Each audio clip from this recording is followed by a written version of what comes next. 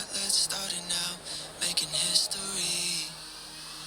We were part of a legendary story. We were made for this.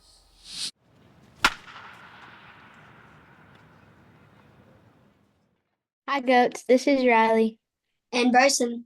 back with another episode of Goats in the Making, where we talk about game-changing stories of life, sports, and faith. On today's episode, we are speaking with Superman himself, Reese Alexiades. Reese is originally from Manhattan Beach, California. He attended school at Pepperdine University. Sorry if I'm saying that wrong. Where he appeared 108 games with 87 starts. He had a .312 batting average, 104 hits, including 17 doubles, 4 triples, and 9 home runs. Reese also received all WCC first team honors in 2021. Reese played for the Pioneer Baseball League, where he was the 2023 most valuable player and season home run leader and season walks leader. In 94 games with the Ogden Raptors, he had 29 homers and 64 extra base hits and 73 walks. Reese joined the Savannah Bananas organization as an outfielder in 2024. This season, he has a batting average of 316, 21 extra base hits, and 30 RBIs, plus 36 trick plays. His impressive home run in Salt Lake City in a full ski outfit was one of the most memorable things this season. Reese, are there anything else our guests should know about you? First off, that was a very impressive intro, and thank you. Thanks for having me, guys. Anything else you should know about me? Well, I guess we can dive into that, but you pretty much covered it all. We like to start off by getting to know our guests with a few this or that rapid fire questions. Mm-hmm. So, are you ready? I'm ready. In-N-Out Burger or Southern Barbecue? Oh, in and out, 100%. Sliding catch or diving catch? Sliding catch. Sometimes diving catches hurt, like when you land on your chest. Yeah, Nothing better than sliding and sliding like 10 feet. I've seen you do that before. hmm Right. Sunshine year round or 4 seasons? I'm from Southern California, so sunshine year round. Okay, so who is the biggest prankster on the Bananas? I think Ty Jackson is pretty funny, and he just joined us, but he's always goofing around. I don't know if I don't know if we have too many like pranksters though who are doing actual pranks. Maybe I should try to prank some of the guys. Andy brings some cheeseburgers in his bag, Hmm. and I heard they pranked him. They put 15 cheeseburgers in it, and they said, "Whose bag is this?" Yep. I can't remember exactly who did that. I think it might have been Kyle, and it was a team effort, I think. Also, Dalton Malden with Tanner Thomas, they ding dong ditch a bunch of people in like different cities. hmm I have yet to be ding dong ditch though. That's good. Maybe one day. I'll know if I do, I know who it is though. California beaches or Savannah riverfront? Ooh, California beaches. Can't beat that. Favorite stadium you've played in? Favorite stadium. Um, I mean, Minute Maid Park, I think was by far the most eye-opening because it was by far the biggest stadium I've ever been inside. I mean, partly because it was indoors, it just everything seemed 10 times bigger and louder. But in terms of like atmosphere and everything, LSU was probably felt the most intimate and, really felt that Louisiana culture. So those were like two back-to-back games. So that was like by far the best two in my opinion. I went to Minute Maid to watch an Astros game one time. I was like, dang, this place is big. But I think the where the Rangers play, that one's big too. My favorite player in Major League is Wyatt Langford. So Mm. Why's that? He was on the Gators, and There we go. cool.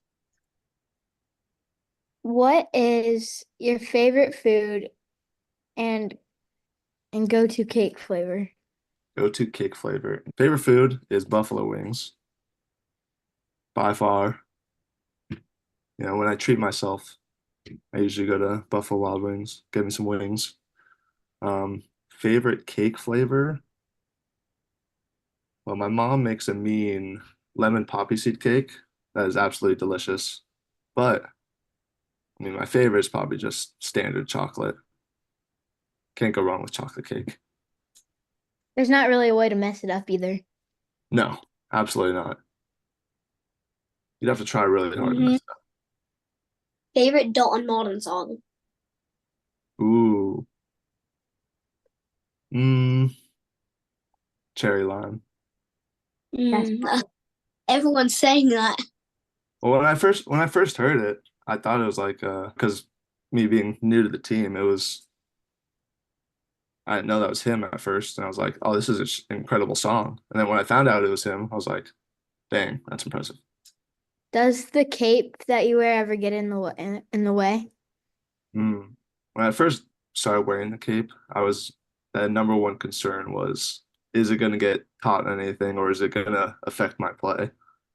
And when we were in Durham, North Carolina, playing at the Bulls Stadium, there was literally two back-to-back plays where the first one, I was throwing a ball in to home and it wrapped around my arm and I still made a good throw. And then the very next play, I threw it and it covered the ball and I spiked it. And after that, I immediately took it off and I didn't wear the cape for like probably 2 weeks because I was like, oh, this is getting in the way, messing me up. But then I realized, I mean, you got to wear the cape. And so now usually you probably can't even tell, but like if there's runners on second or third and I know I need to make a good throw, usually I'll kind of tuck it in my back pocket, which people probably don't even know, but I'll do that just in case I gotta go all out. But sometimes, like on the throw the other weekend in Iowa, where I threw out Skull, I don't know if it didn't get in the way, obviously, but it wasn't tucked in my pocket or anything, and still made a good throw. But for the most part, other than that one throw where it got spiked, hasn't gotten in the way. Yeah, and a following question to that. During showdowns, do you put it in your back pocket? Because you've been in the showdowns quite recently in Salt Lake City and in Savannah. Hmm. You do Right. it too. So during the showdown, I do not. I just risk it. Partly because if I'm going to be running to deep outfield or wherever it is, when the focus is on me for that showdown, I want the cape to be flying in the wind. I don't want it to be tucked in for in that moment. Yep. But Yep. I'll also say during the Durham game when it did get um, caught in my throw, it was super windy, so the cape was kind of flying around. So like this Yeah. Sunday, it was really windy, and so for most of the game, I tucked it in my pocket. Oh, Cleveland youth tournament. I was So wearing a cape. yeah, you were. Yep. And trying to throw it, but it always got caught. No, Yeah. couldn't do anything. Yeah. I mean, yours were going over your shoulder though, right? So Yeah. maybe because yeah, mine's just on the back, and it's like it is that like stretchy material, kind of like this shirt. So it is a little bit heavier, so it doesn't kind of just fly away. But we'll see. We'll see if I want to get a couple different cape colors for next year. Like it looks cool when you have the cape on. I like it. Yeah. It does. I agree too. Definitely took a couple days to get adjusted to wearing it because I ain't never worn cape before, and so I was a little nervous to wear it. But now it's part of who I am, and I love wearing it. Now seen a couple fans wearing capes, and it's pretty cool. What's your favorite Bible verse? Hmm. Uh, Philippians 4:13. So I can do all things through Christ who strengthens me. That's That's my, Riley. that's my favorite too. Nice.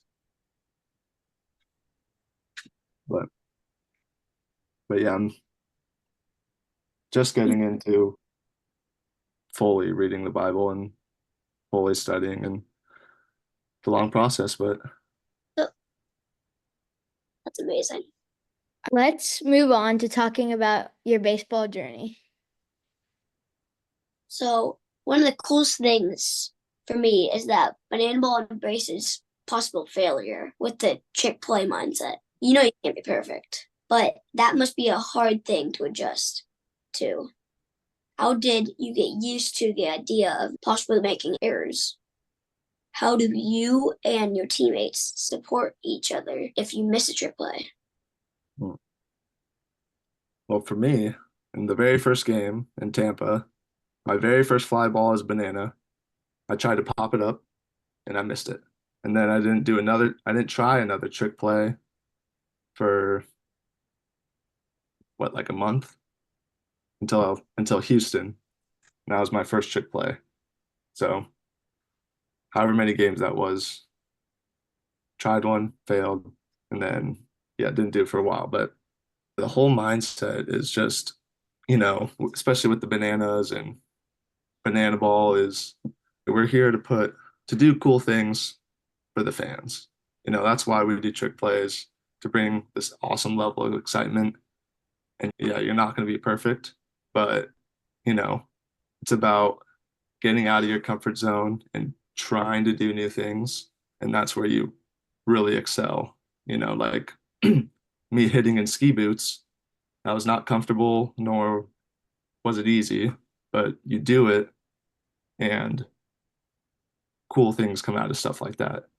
And so with a lot of me being an outfielder, having DR there, just being like, okay, it's okay if you miss.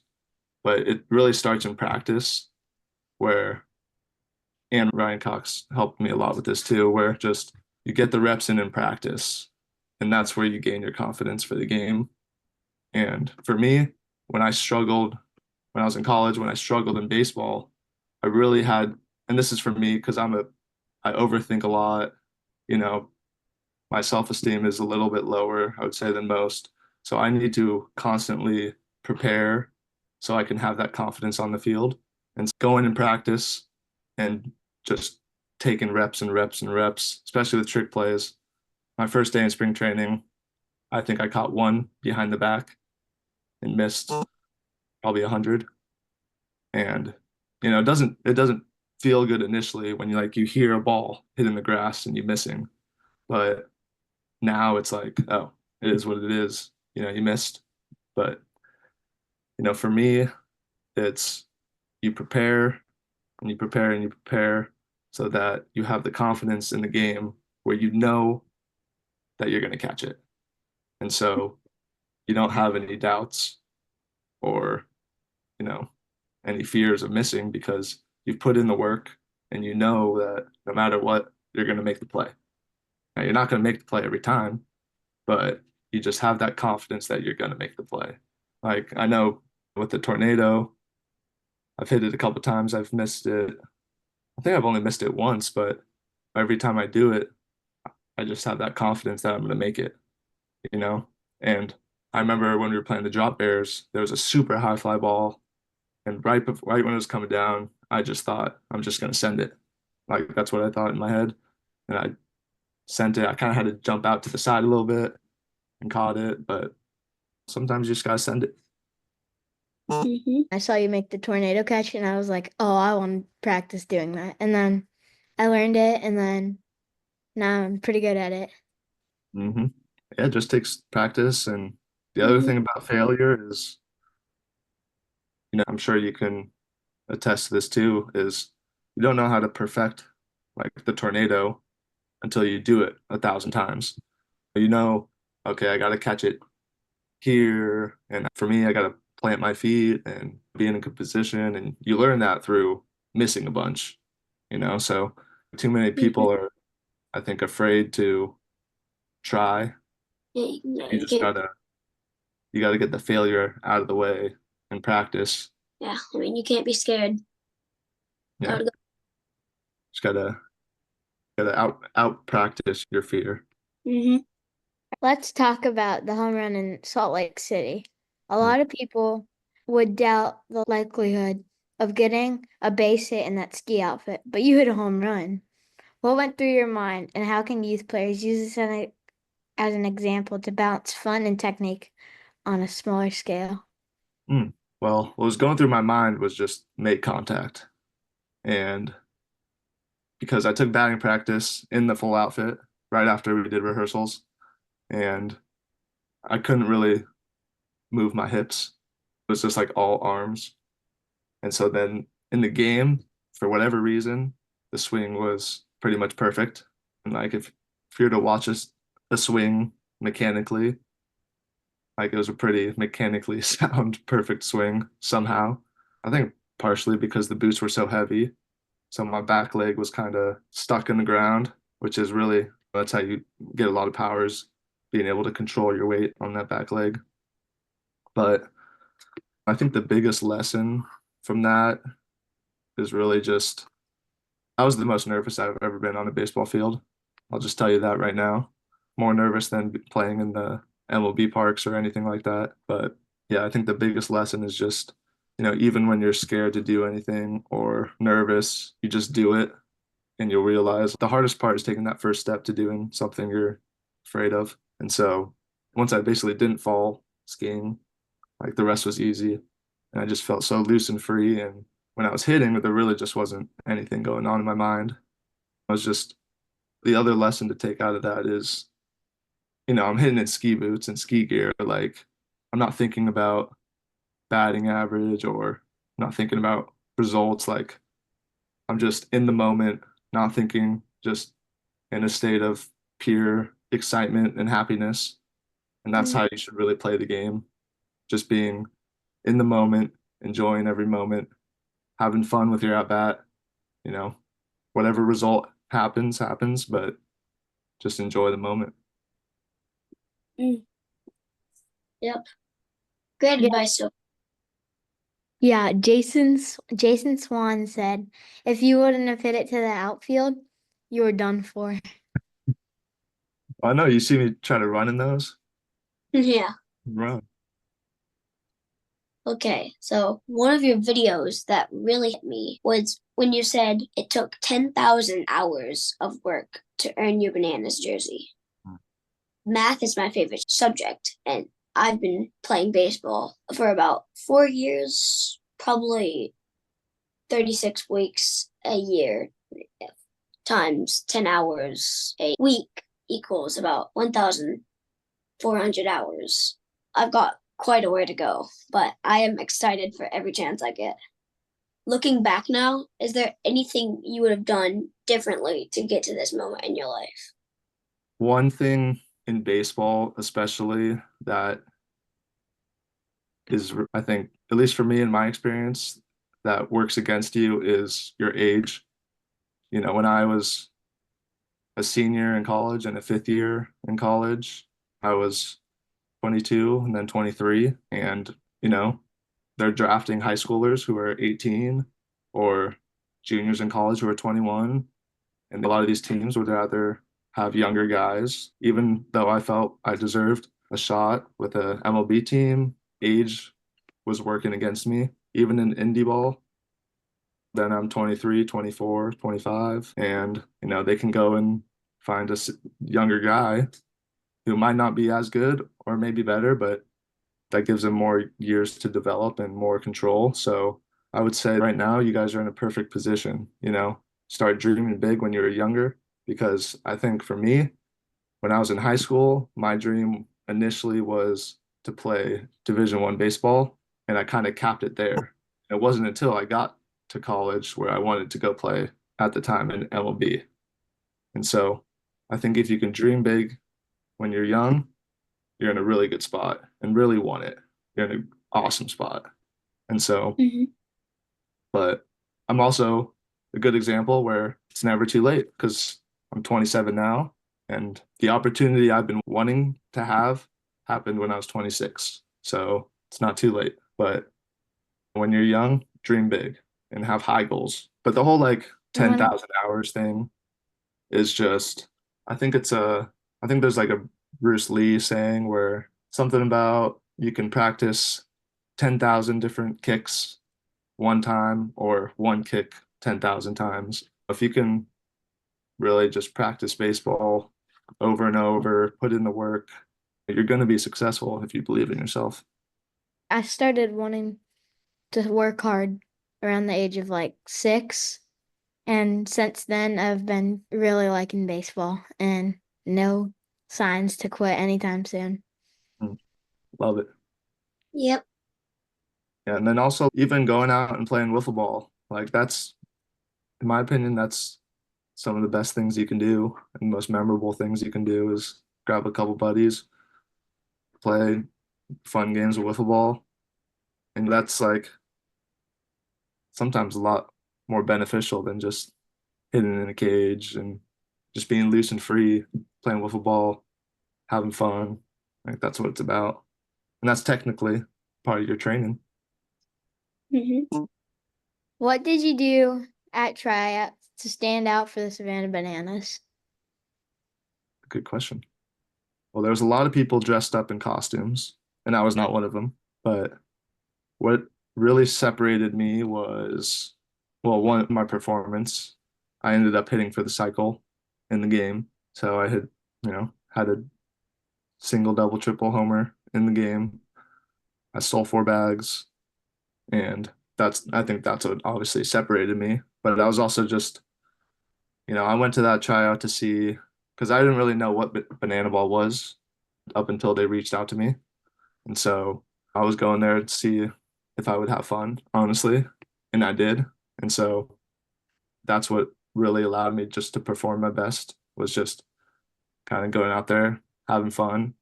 And the whole tryout really felt like a wiffle ball game, honestly. Like I was just loose and free, having fun. And that's what allows you to perform your best. It's just being free, being loose and relaxed, especially in baseball. Got to be loose, got to be relaxed, just having fun. But yeah, I mean, like we were doing some of the dances. I was dancing, jamming out in the outfield the whole time. Like, I think me being a strictly baseball guy going into that and kind of letting my guard down a little bit, being loose, dancing, having a lot of fun. That's what I think showed potential that I could play in banana ball and have success. Yeah. I played so much better at the youth tournament. It was crazy. I struck out the side, struck out someone on a tornado pitch. It was crazy. Yeah, because you're having fun. You're not afraid to fail. Yeah, that's it. You're really just having fun. Yeah. So, what advice did you give Andy Archer during his mustache experiment? Technically inspired by you. What advice did I give him? I don't know if I gave him any advice, but I definitely he definitely rocked the mustache. That's for sure. But hopefully one day he'll bring it back. I'm probably gonna bring mine back for this weekend. I'm getting ready. I think I need to shave. Yeah. Yeah, I had a kid tell me yesterday that I needed to shave, so maybe I do. But yeah, I would love to see Andy's mustache make a return. hmm Maybe a beard. I don't know if he can grow a beard, but well, hmm his problem is he's got blonde hair, so his mustache is like blonde. hmm I know he dyed it one time, Yep. and He it, told us it looked good in my fill opinion. gap right here and with mustache dye. When we were in high school, me and like 2 other guys were probably the only ones who could grow mustaches, and we had dark hair, so you could see it. But everyone else tried to dye theirs, and they put the dye on their skin, and so it dyed their skin. So they were all at school the next day with um, just black dye mustaches. It didn't come off for like a week. So they were all pretty embarrassed. Just funny. That's funny. When we saw Andy with the mustache on his videos, like We thought he was a whole different person. Yeah. Did you like it? Yeah. Kind of. So no. I think he looks better without it. Without Yeah. it? Better without it. Okay. I mean, you look better with it, but he looks better without it. That's fair. I think he only looks better without it because I've seen him more without it. That's true. All right. You've talked about how there are so many baseball players across the world and that the path to playing at the next level is not easy. How do you keep the mindset of never doubting yourself and your dreams? What is the biggest challenge you faced in your career, and how did you keep a positive mindset and overcome it? Biggest challenge for me was my fifth year of college, so 2021.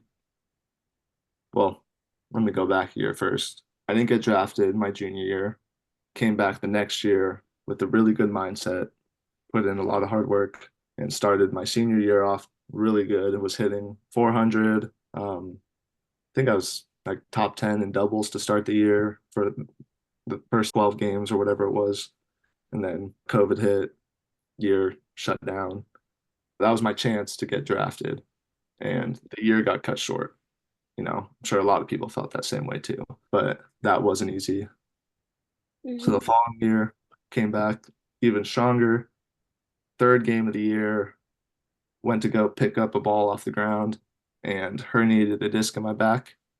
So like, your discs are like this and it like slips a little bit. So I was basically in pain 24/7, but it was my last year. And so I just played through it, played through the pain, found ways to kind of manage, work around it, in practice, really emphasized on taking quality reps over just a gazillion reps and being extremely focused when I did put a bat in my hand instead of just like taking swings randomly. Whenever I put a bat in my hand, I had a plan, extremely focused, because I could only take so many swings with a pretty hurt back. So that was probably the hardest thing to overcome. The biggest challenge was definitely playing through injuries, playing through struggles. Obviously, it physically hurts, but a lot of it is kind of mind over matter, picking and choosing when can I really go all in for it. Um, and that really developed a pretty strong mindset, being able to go that whole year, have a pretty successful year while playing pretty banged up. I just learned a lot about myself and was pretty proud that I can look back and be like, man, this was a challenging time and I overcame it. And I know what it feels like to be hurt, know what it feels like to be healthy, and can really just focus on being healthy, enjoying the ride at this point. Yeah. There's so many baseball players across the world, and that the path to keep playing at the next level isn't easy. Yes, it's not. And that's why when you're young, I want you to emphasize set high goals. But the other thing is there are so many players, but don't ever compare yourself to others. Just the best thing you can do is how can you yourself get 1% better every single day? Mm-hmm. Now, how can I get, because some days you're going to feel great, some days you're not going to feel great, but just how every single day can you get 1% better in terms of whatever you want to do? Yeah. So, like today, I didn't go to the field or anything, but I went to a coffee shop earlier and read some of my book that talks about the mind. And so for me, that's getting 1% better. Being on this podcast is 1%, getting 1% better. There's many different ways to, but just every day, how can you be the best version of yourself? You can learn stuff from others, but don't try to be others. Be the best version of yourself. Yeah. It was all part of God's plan because if COVID never happened, then I wouldn't know about Banana Ball. Yeah. Absolutely. Everything happens for a reason. Yeah, so at the start of this season, I was like really getting into Banana Ball and getting to know a bunch of the players and stuff and Yeah. know some new players and learning about them. But a little bit before that, Hurricane Ian came right through Florida, right direct hit on Fort Myers Beach and Cape Coral and Sanibel, which is exactly where I live. So we had to live in a camper for a whole year. And every night I would watch my phone and I would just scroll through Bananas TikToks and they'd make me feel a lot better. Yeah. Thank you so much for the great insight. Me and Riley were talking at the game about how cool it is to have you guys to look up to. And you are willing to sit down with us like this and talk about your journey of through life, faith, and really everything in sports and how it shaped your mindset. It's no joke the coolest thing ever. Who were your mentors growing up? I would say one, I always look up to my dad and he's extremely humble and hardworking. And so I try to take that into my life every day. Mm-hmm. And I was also blessed to have a really, really good hitting coach in high school. We disconnected when I was in college, but reconnected a couple years ago in indie ball. And he's been incredible in my journey and a big, big reason why I'm having success on the baseball field. His name's Larry Rush. He's out in Southern California. He played up until I think AAA himself, but he's helped me a lot in terms of the mechanics of the swing, the mindset, the confidence you should have in the batter's box, and really just putting in a lot of hours of hard work and changing my swing. And a lot of times didn't want to do that hard work, but did it anyways, even the days I didn't want to. And he's really helped me and shaped me into the ball player that I am today. Yeah. All right. So we're gonna go into my favorite part of the interview. Hmm. It's a little segment called Home Run or Strikeout. Do it. Harry Potter, Home run. books or movies? Well, I'll be honest, when I read all the books, I don't remember the books. So I'm gonna have to say movies. Mm. The movies are really good. Movies are good. Mhm. Yeah. I feel like the books give you more detail, but the movie like helps you see it in color. Yeah, definitely. All right. This is my go-to. Socks with sandals. Mm. Mm. Mm-hmm. I mean, I got my Birks, and I always go socks. Mm-hmm. Go socks. But I also do have flip-flops. Big flip-flop fan, but socks with sandals, it's definitely a home run. Mm. And it's weird because my brother and sister and mom and dad, all they wear is Crocs or sandals without socks. Mm. I live in Florida and we go to the beach sometimes. And I don't know why I'm the only one in my family that wears socks. Like I'm wearing socks right now. Well, the only counter I would say is socks on the sand might be a little tough. Yeah. That's the only time I don't wear socks. Yeah, that's fair. And I've got used to it because I have to go to school with it. I used to not like socks, but then when I went to school with it, I just got used to it. And now I wear socks all the time. Not me. Only the school. The only time we wear socks. Yep. School and what about the baseball field? Yeah. There we go. Okay. Being on ESPN and national TV. Home run. That's a grand slam for me. Absolutely. I mean, what's interesting about it is though, when you're playing the game, you don't even realize that you don't really realize you're on TV. You don't really think about it too much. Especially in banana ball, you're just so focused on the people there that being on TV is kind of just an extra bonus. Yeah. You're so focused on the people there and creating connection with those fans. It doesn't really, at least for me, it doesn't really add any extra pressure. Yeah, even though I've been to so many games, I haven't been to one that has ESPN. Honestly, like the games we were on ESPN, we kind of just had the mindset of, oh, we got extra eyes on us. Let's try to do more cool things. Like every time we were on ESPN, my goal was to try to do a tornado. That was my goal. Like, let me go do something, or at least try something cool because we're on TV instead Yeah. of being like, oh, we're on TV, there's extra people watching, I'm gonna play it safe. To the opportunity to play it extra unsafe and try go extra all out, especially Mhm. on things that you don't necessarily are super confident in. Like this weekend when we go to Philly, I think I told you guys I'm practicing 720, two spins for the tornado. So I'm gonna just because we're playing in Philly doesn't mean I get to play it safe. I'm gonna try to if I get the opportunity, I'm gonna try to do the 720 in Philly because Oh, it would look cooler in a big league stadium. I don't want to be waiting for Savannah to try it. I'm gonna try it if I get the opportunity in the big moment. yeah, you guys do such good job connecting with fans. You guys are amazing. Thank you. Great role model. Yeah, I'll be watching the Philly game. We were gonna go, but instead we went to the game in Savannah. I feel like the Savannah games are better because Oh, the VIB experiences are so much like there's not as many people. yeah. That's true. That is And very the, true.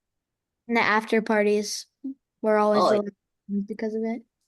they're crazy. Yeah, I you love, can in Savannah you can be twice as more like interactive with the fans because there's less people. yeah. So it is a lot easier to make better connections with fans because Mm, there's less people and you know and there's more in the home games there's more people who have been to a game before so they yeah. know what to expect and mostly on the road a lot of people have never been to a game before and so if you go try to connect with fans you just a lot of times you get mobbed or whatnot so it's harder to Mm, create a really cool moment in yes. these big stadiums but still can be done. Yep. Especially with the rain delay in Savannah. Me and Riley went to that one. It was, Yeah, thank goodness we Yeah. played that. yeah. I was getting worried it was gonna get rained out. All right. Number 4, superstitions at game time. mm, Strikeout. Mm. Yeah, I used to have a lot of superstitions, but kind of don't believe in them anymore. Do you remember the superstitions? Let's see. I remember there was one time I think it was my senior year where some of the guys were talking about, oh, don't step on the line, it's game day. And then I showed them, I was like, hey, that's just all in your head. And then I stepped on the line in front of them on purpose. And then I had a great game. And after the game, I was like, told you. My Yep. superstition is I have the same eye black every game, and before I leave my house to go to the games, I have to touch my I have this bat that I got, Let him out. and I like touch it before I leave every game. Nice. Yeah, that eye black's pretty elite. Yep. Playing more than one sport as a kid. That's a home run. Mm. Yeah. Yeah. But there's a lot of benefits in my experience playing multiple sports. Um, you know, one thing is just about being athletic, and you can be athletic in many things doing different sports. When for me, let's see what I played. I played soccer, mainly soccer and basketball and baseball. Played 1 year of flag football. Football wasn't really for me, but as soon as I went into high school, I stopped playing basketball. But I liked basketball, but just loved baseball more and wanted to put my focus into that. I practice basketball every day in my yard. I feel like basketball is just fun. Hmm. And you're allowed to have fun in multiple sports too. All right, transfer portal with college baseball players and not staying at one school. Controversial one, but it's a strikeout for me. Mm. I think there's a lot. I think there's definitely some cases where it's okay to transfer and whatnot, but for me, I think when you decide on a school and a coaching staff, I think loyalty is hard to come by these days and doing your research on, hey, I want to go to this college because of this. because of this, because of these values, and sticking to it, I think is really important and says a lot about you. Um, Yeah. I have a lot of friends who transferred out for the fifth year, but that's a different case. But a lot of these guys who just transfer after 1 year because they didn't play, that's just not the right way to go about it, in my opinion. I think if I didn't play my first year, I redshirted my first year, I didn't play, and I barely played my second year, and then I struggled a lot my Mhm. third year. But without those struggles, I wouldn't be in the position I am today. And you just have to embrace failure and figure out ways, how can I get better, instead of just kind of pointing the Yeah, that finger is at true. someone else and be like, oh, it's the school's fault that I'm not doing well and I got to leave and go Mhm. somewhere else. And a lot of Yeah. time, This is true. internally look in and figure it out. Yeah, Yeah. so Coach Rack had this video. He said he wanted to move up to D1 a bit, but he decided to stay down, even if he wasn't getting the most playing time, because he said he liked his school that he was at, and if he stayed there, he might have a better chance at getting drafted, which he did, but then he got cut. Yeah, Yeah. I think with a lot of D1 schools is it's hard to get a lot of playing time as a freshman. And when you don't get that playing time right away, it creates doubt in a lot of players. But if you go in with the mindset that whether you play or not, you accept your role and just get better every day and believe in yourself, then you're gonna get more opportunities. Yeah. If you don't play a game and you're like, oh, I'm not good enough, whatever, it's the Mhm. coach's fault, then you just dig in a hole for yourself and it's harder to get out. Yep. Pineapple on pizza. I've never had it, Me so I neither. say, I mean, I like pineapple. I like pizza. I might like on pizza. I don't know. yeah. I mean, people either love it or they hate it. Yeah. You know? Me personally, I wouldn't order it, but that doesn't mean it's not good. Yeah. I still don't. I've never ordered it because I'm like, stick to one thing, pepperoni. Me too. Except for Because that, I guess all three of us have never tried it then, but it might Yeah. still do. yeah, so it could be My, good though. Early morning practice. I'm gonna say home run. mm, Yeah, I don't It's mind. I don't mind getting up early as long as it's consistent.